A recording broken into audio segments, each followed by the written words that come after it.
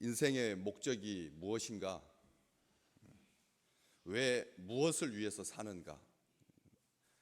삶의 본질에 대해서 23절부터 바울이 아레오바고 그 언덕에서 아테네 시민들에게 하는 말입니다.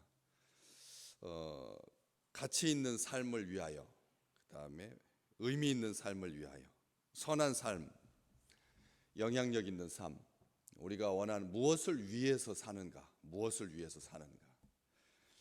창조적이고 역동적인 삶, 신나는 삶, 무엇을 위해서 사는가?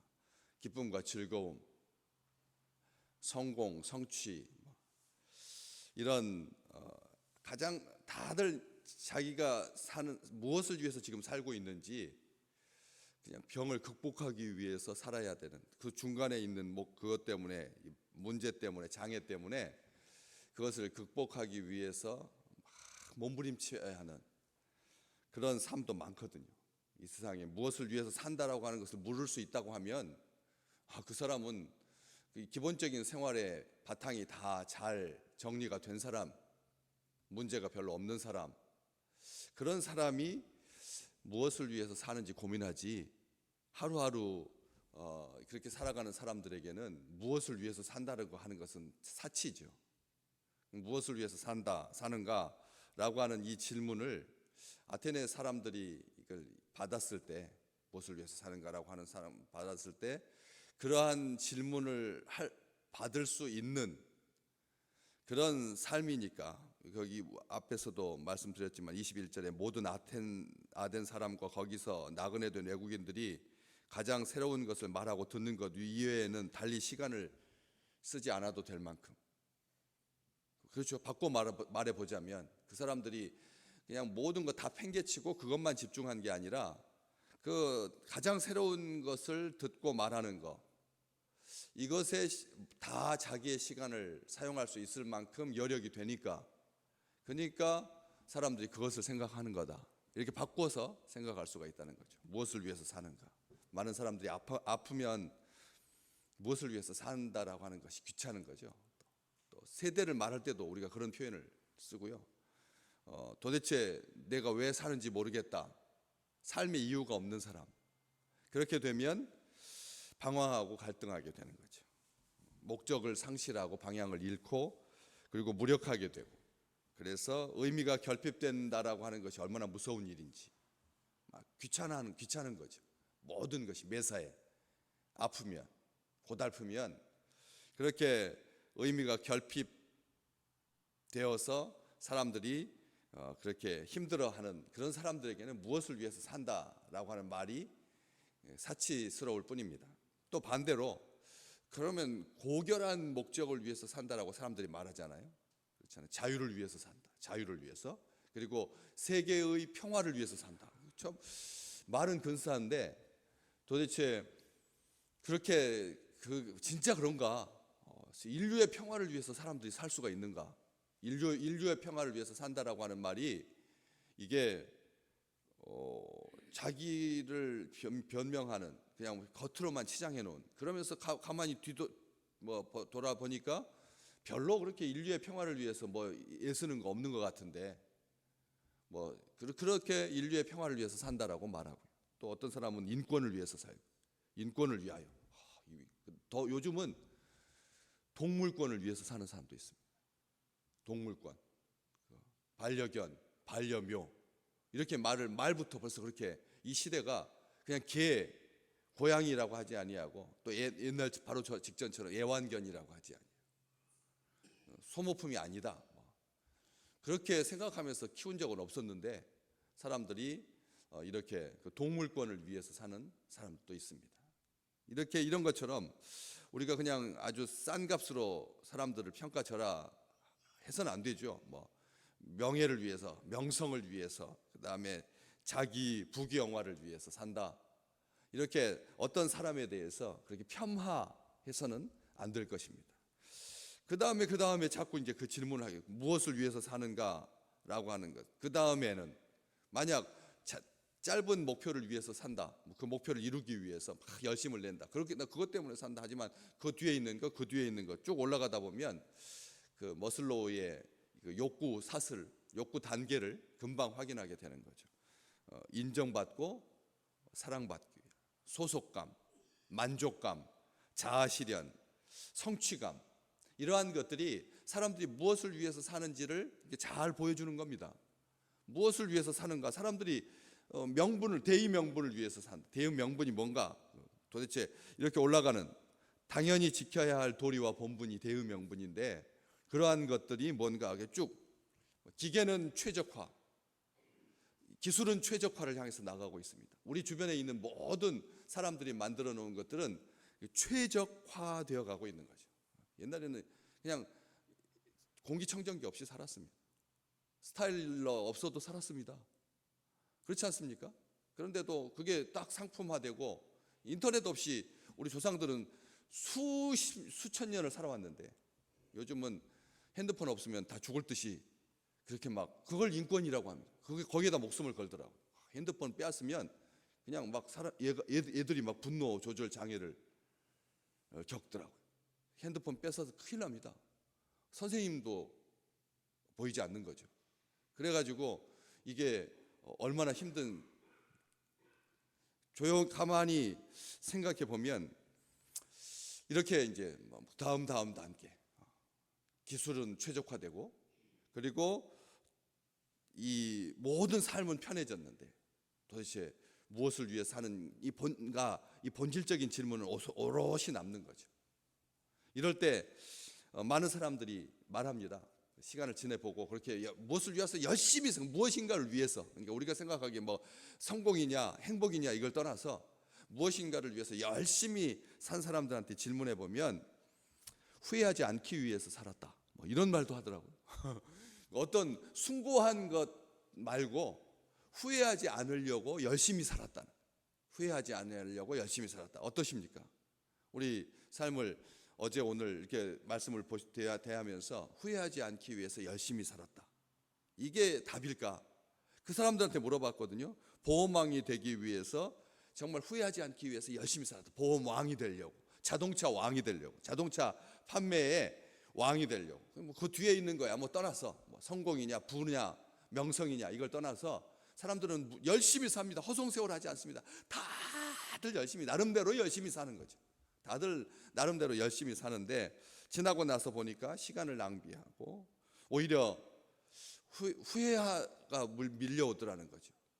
갑자기 그렇게 최선을 다해서 살았는데 62살밖에 안 됐는데 종양암 4기라는 진단을 딱 받고 보니까 이제 몇 개월 남지 않았다, 이런 진단을 받고 보니까 이게 다시 본질적인 질문 앞에 또 서게 되는 거죠.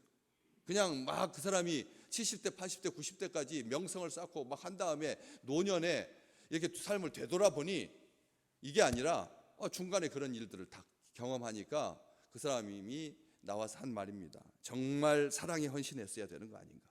사랑에 헌신했어야 되는 거 아닌가? 일과 성공에 집착하다 보니까 정말 중요한 가치를 외면하면서 강박 상태에 빠져서 살아왔다는 거죠.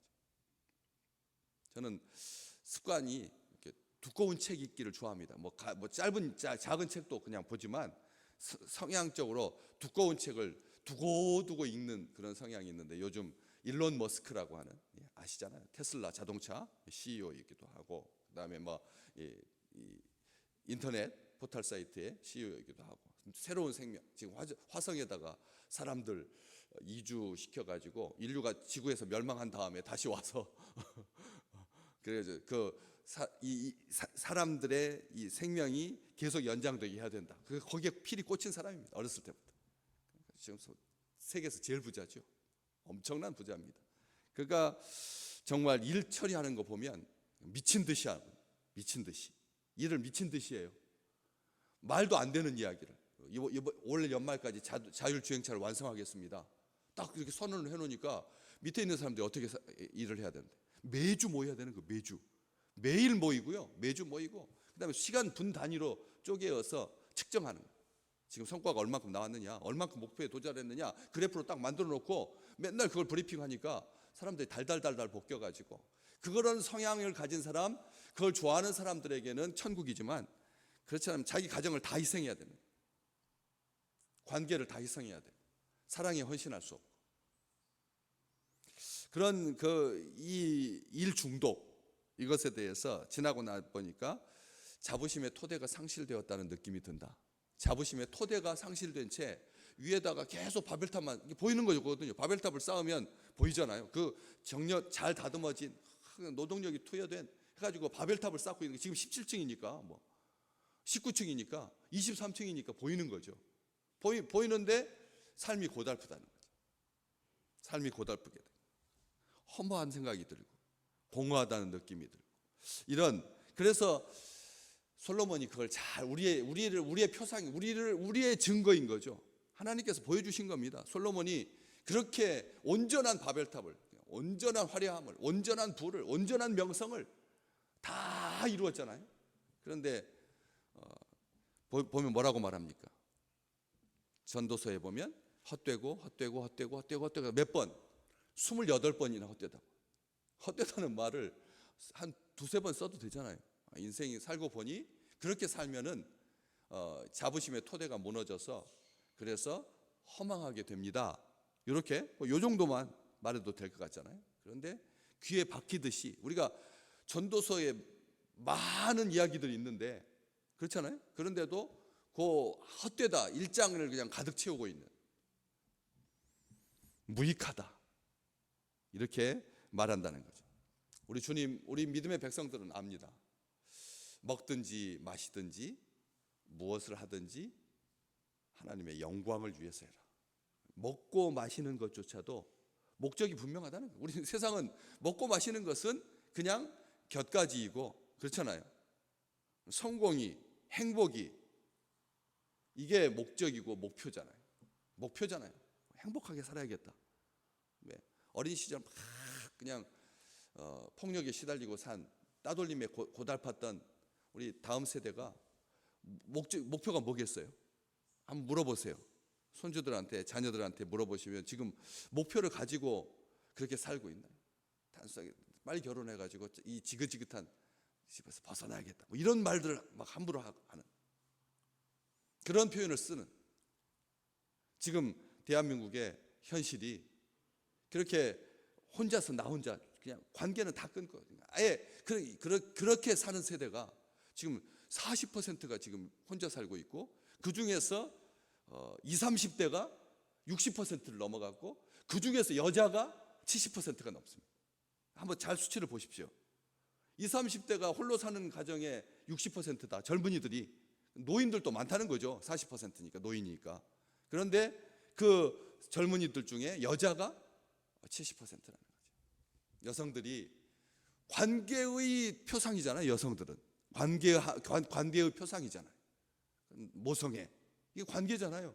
그렇게 표성되잖아요. 남자 뭐 사냥, 성공, 성취 그렇다면 여성들에게 있어서 이 관계를 빼버리면 그냥 무의미일 텐데 무가치일 텐데도 요즘 밖으로 안 나간다. 취직도 안 하고 일도 안 하고 그렇게 하루하루 살지 말라는 거죠.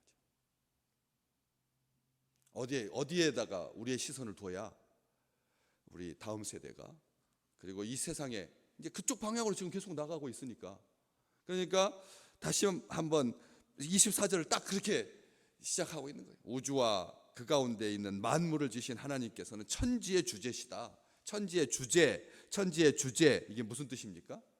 천지의 주인이시고 주관하신다. 천지를 주관하신다. 그러니까 그 하나님을 섬기는 사람들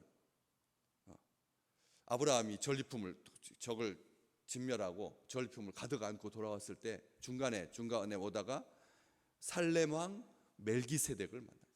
그 멜기세덱이 왕이면서 제사장이었어요. 그 멜기세덱이 하나님께 기도할 때 하나님을 이렇게 부르는 거죠. 천지의 주제이신 지극히 높으신 하나님 아브라함에게 복을 주시옵소서. 그렇게 하나님께 기도한 거죠. 하나님께 기도합니다. 그런데 이 주제, 천지의 주제라고 하는 이 단어가 왕, 주관자, 소유자, 통치자, 다스리는 자 그렇잖아요. 주제가 우리의 주인이시라는 뜻인데 그게 나오게 된 출처가 뭐냐면 얻다, 소유하다, 구입하다, 얻다, 구입하다. 거기에서 이 주제라고 하는 말이 나왔다는 거예요. 그래서 소유주가 나오는 거예요. 주인이라고 하는 말이 얻다, 얻은 사람이다, 소유한 사람이다, 구입한 사람이다. 그래서 그 하나님이라는 거죠. 하나님이 우리를 뭘로 구입하셨는데? 자기의 목숨을 주고 우리를 구입하셨는데, 그러니까 우리의 주인은 누구입니까? 우리 하나님이신 겁니다. 하나님, 그러니까 살렘 왕 멜기세덱이 하나님 앞에 그렇게 우리의 주인은 당신이십니다, 아브라함에게 복을 주십시오, 이렇게 제사장으로서 중재자의 역할을, 그래서 그게 바로 우리 주님의 역할이에요. 우리 주님께서 그런 역할을 감당하시는 거예요. 그렇게 했을 때 아브라함이 손을 들어서 하나님께 맹세를 합니다. 그런 복을 받고 내가 불의한 재물을 결코 취하지 않겠습니다. 천지의 주인 되신 하나님께 불의한 재물을 취하지 않겠습니다. 그리고 나의 소유의 소득의 10의 1조를 하나님 앞에 평생 건강한 그런 헌금 생활을 계속하겠습니다. 10의 1조가 거기서 나온 거거든요. 10의 1조는 그렇게 해서 나온 겁니다. 그래서 감사하는 인생이 되었고 하나님을 믿고 의지하고, 그래서 하나님의 복을 누릴 수가 있었던 거죠. 그러자 하나님께서 그 고백을 받으시고 그 감사를 받으시고 하나님 앞에 헌신하게 다 맹세하고, 당신이 나의 사명이고 당신이 나의 목적이고 삶의 목표입니다, 이렇게 했을 때 우리 하나님께서 해주신 말씀이 진짜 중요한 말씀이죠. 하나님, 천지의 주제이신 하나님, 뭐 손으로 지은 전에 계시지 아니하는 정도가 아니라 천지의 주제이신 우리 하나님, 뭐라고 말하냐? 하나님께서 아브라함에게 두려워하지 마라. 딱 첫 번째 말씀이 두려워하지 마라. 하나님께 모든 것을 다 드리고 의지한다고 하는 말이 사실은 내 것 다 하나님의 것입니다, 나는 무장해제입니다, 나는 아무것도 아닙니다, 이렇게 선언하는 순간 갑자기 사람들의 마음을 가득 이렇게 치고 들어오는 게 두려움에 빠지기 쉽다는 거죠. 이러도 되나? 이렇게 하나님만 의지하면서 하나님만 믿으면서 살아도 괜찮을까라고 하는 그런 생각이 들게 되는 거죠.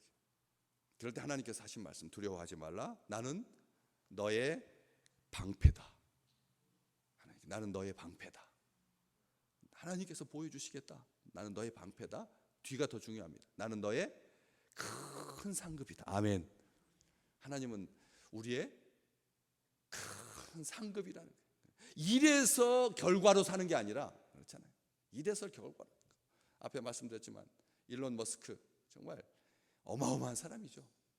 그가 그렇게 큰 부를 획득했음에도 불구하고 자기가 고생해서 얻는 거지 뭐. 자기가 수고하고 애써서 큰 리스크를 감수하고 정말 말도 안 되는 일이거든요. 그런데 거기 그 재활용 로켓을 그가 생각했거든요. 한 번 쓰고 마는데 거기에다가 1000억 단위 돈을 써야 되느냐, 발사체에다가. 그래서 다시 재활용을 써요. 그래서 와가지고 그 바다에 떨어뜨려 버리는 것이 아니라 다시 실어다주고 바다 위에 그 큰 목표 위에 쫙 가라앉게 해가지고 10번이고 9번이고 쓸 수 있게 하니까 그 비용이 10분의 1로 감축되니까 지금 막 이 온 세상을 인터넷으로 연결하려고 이 소위성들을 50개씩 한 번 실어가지고 나를 수 있는 어마어마한 그런 놀라운 일들을 행하고 있는데 자기가 수고해서 그 결과를 먹는 거예요. 그런데 하나님은 우리 믿음의 백성들에게 뭐라고 말씀하시는데, 내가 큰 상급이다. 내가 너희의 큰 상급이다. 하나님 자체가 우리의 큰 상급입니다. 두려워하지 마라. 나는 너의 방패니라 오늘 말씀해 주셨습니다. 우리 손을 가득 채운 허망한 것으로 이렇게 묵직하게, 허망한 것으로 가볍게 이렇게 사는 인생이 아니라 하나님으로 가득한, 하나님으로만 흡족한, 하나님이 답이 되시고 하나님이 문제의 해결자가 되시는 그런 놀라운 우리의 삶을 오늘 또 마음껏 누리는 축복의 날 되시기를 주의 이름으로 축복합니다.